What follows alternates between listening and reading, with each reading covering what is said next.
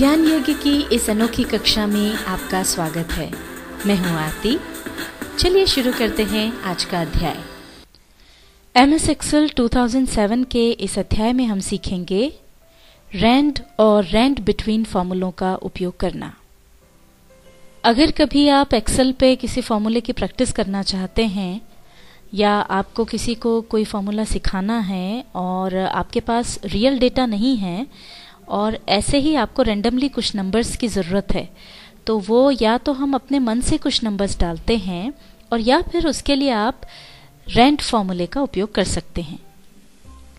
इस फॉर्मूले का उपयोग करने पर ये अपने आप कुछ नंबर्स जनरेट कर देगा। वो कैसे होता है ये आपको बताते हैं। इसके लिए हम फॉर्मूला लगाएंगे इक्वल्स टू, फिर लिखेंगे RAND रैंड और अब इसके बाद ब्रैकेट्स लगा देंगे। अब अगर आपको एक के अंदर अंदर के नंबर चाहिए यानी दशमलव वाले नंबर्स चाहिए तो आप इसके बाद एंटर प्रेस कर दें। ये देखिए इस तरह से यहाँ पर 0 से लेकर के 1 के बीच के नंबर्स आ गए हैं। अब अगर आप चाहते हैं कि 0 से लेकर के 10 के बीच के नंबर्स आ जाएं तो उसके लिए हम ब्रैकेट के बाद गुणा का निशान लगा करके 10 लिख देंगे और एंटर प्रेस करेंगे तो ये यहाँ पर 0 से लेकर के 10 के बीच के नंबर्स आ गए हैं। इसी तरह से अगर आपको 0 से लेकर 100 तक के नंबर चाहिए हों तो 0 से लेकर के 100 के बीच के नंबर्स के लिए हम गुणा के बाद 100 लिख देंगे, फिर एंटर प्रेस करेंगे तो उसके बीच के कोई भी नंबर्स जो हैं वो यहाँ पर आ जाएंगे। अब एक्सेल शीट पर जहाँ तक हमको डेटा चाहिए वहाँ तक हम इसको फैला सकते हैं। उसके लिए हम पहले इस सेल को सिलेक्ट कर लेंगे, इसको कॉपी करेंगे और अब इसको जितने एरिया में हमको इसको लेना है उतना एरिया सिलेक्ट करके इसको हम पेस्ट कर देंगे। अब यहाँ पर आप देख सकते हैं कि हर सेल में अलग अलग वैल्यू आई है और अगर आप कुछ भी काम करके एंटर प्रेस करेंगे तो ये वैल्यू चेंज हो जाएगी या फिर आप F9 की अगर प्रेस करेंगे तो ये वैल्यू चेंज होती जाएगी।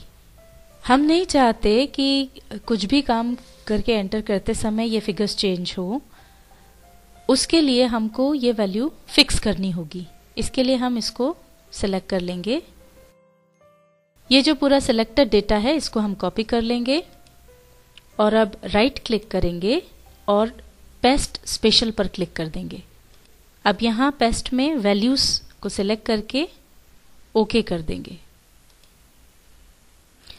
अभी देखिए ये जो पूरा डेटा है वो फिक्स हो गया है। अब अगर हम F9 की प्रेस करेंगे तो देखिए ऊपर वाले दो जो हमने सिलेक्ट करे नहीं थे या जिसको हमने फिक्स नहीं किया वो चेंज हो रहे हैं, पर बाकी पूरा जो डेटा हमने फिक्स कर दिया है उसमें कोई चेंज नहीं आ रहा है। ये हमने रैंड फॉर्मूले का उपयोग सीखा जिसमें कि 0 से हमने वैल्यू चुनी थी। अब हम सीखते हैं रैंड बिटवीन फॉर्मूले का उपयोग।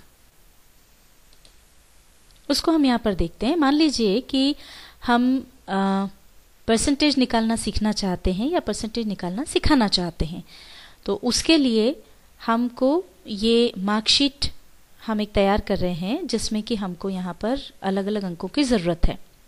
मान लीजिए सारे जो विद्यार्थी हैं ये सभी पास हो गए हैं, तो अब हमको 33 से लेकर के 100 के बीच के अंकों की ज़रूरत है। वो अंक हमको यहाँ पर भरना है, तो उसके लिए हम रैंड बिटवीन फॉर्मूले का उपयोग करेंगे। इसके लिए फॉर्मूला लगाएंगे इक्वल्स टू। अब ये रैंड लिखते ही यहाँ पर ये दोनों फॉर्मूले आ गए। हमको रैंड बिटवीन फॉर्मूला चाहिए तो इस पर डबल क्लिक कर दें।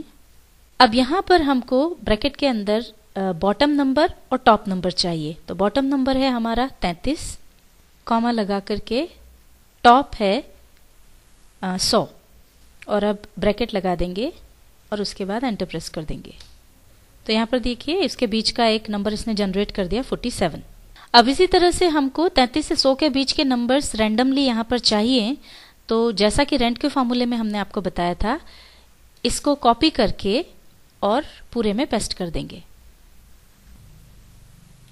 तो ये देखिए 33 से 100 के बीच के ये हर सेल में अलग अलग नंबर्स आ गए हैं और इनको भी अगर आपको फिक्स करना हो तो जिस तरह से आपको फिक्स करना सिखाया था उस तरह से इनको फिक्स कर लें।